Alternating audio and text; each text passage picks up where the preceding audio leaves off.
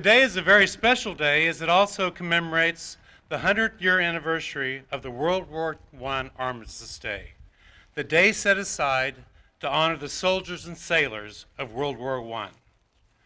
This day has evolved into our annual Veterans Day, which we honor the men and women who have served our nation in all subsequent conflicts and wars. 100 years ago, celebrations were held throughout the nation when the end of World War I was announced.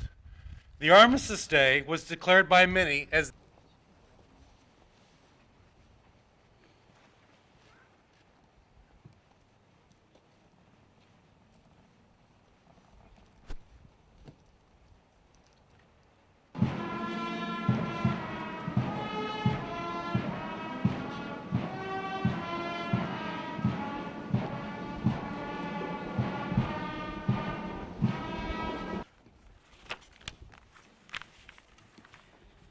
Good morning and welcome to today's service, and thank you for attending. I'm truly honored to be speaking with you today on such an important occasion. We're here today to honor our service members and to remember their sacrifices.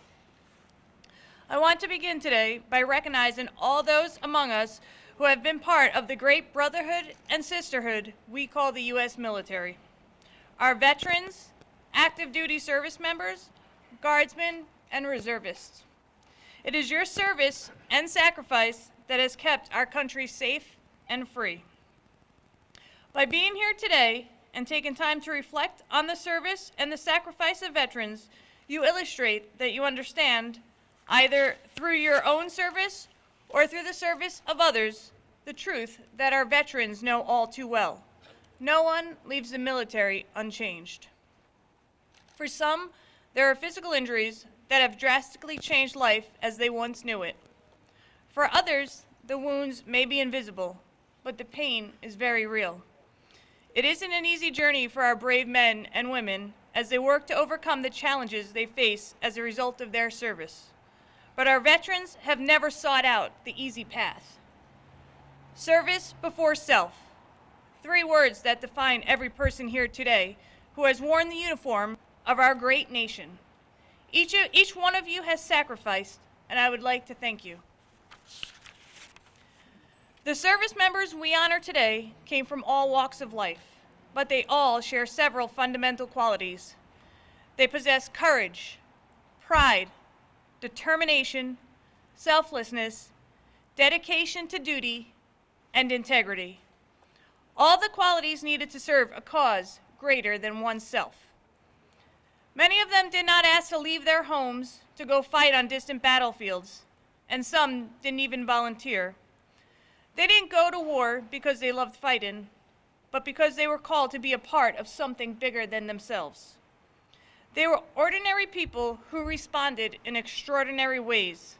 They rose to the nation's call because they wanted to protect a nation which has given them and us so much. No matter what branch you served in, whatever job path you took, or how many years you served, raising your hand and committing yourself to the service in the military was a brave and selfless act, one that resulted in few guarantees. You had no idea where you would be assigned, whether or not you would be deployed, and if so, when, and in some cases, if you would return home at all. Indeed, what makes the United States military effective is not one soldier, sailor, Marine, airman, or Coast Guardsman. It is the sum of the whole that drives victory. It is knowing that in the darkest hour, the man to your left and the woman to your right each have your back, and you have theirs. Fewer than 10% of Americans can claim the prestigious title of veteran. And it is those veterans who have given us freedom and security on the greatest nation on earth. And it is impossible to put a price tag on that. Today, people throughout the country will gather to remember, to honor, and to pay gratitude to those who served our country. Our gathering is just one small spark in the flame of pride that burns across the nation today and every day. It's not a lot, but it's one of the small ways we can honor those who have served. and who have made the ultimate sacrifice so that we can all live in freedom. So in closing, I once again give my sincerest appreciation and thanks to those who served and to those who continue to serve today. It is because of you that America can sleep peacefully at night. I thank you. Thank you. Thank you. Thank you very much. William H. Doss, Clifford S. Johnson, Donald McNaughton, Lawrence A. Morrison, Richard M. Powell, Norman W. Schneid,